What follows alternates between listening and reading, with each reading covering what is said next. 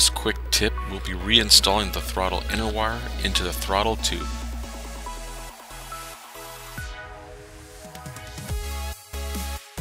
First thing we're going to want to do is clear out the end of the tube. You can use a small screwdriver, a little drill bit, a nail, an Allen wrench, a piece of wire, or even a zip tie. Anything you can insert into the tube to clear it for obstructions.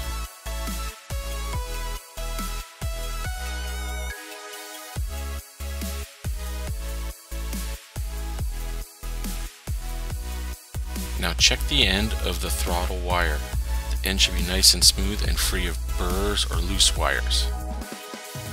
Stretch out the throttle tube on a flat surface. Make sure it's free of kinks and as straight as you can get it. Insert the inner wire into the tube and feed it as far in as you can get it.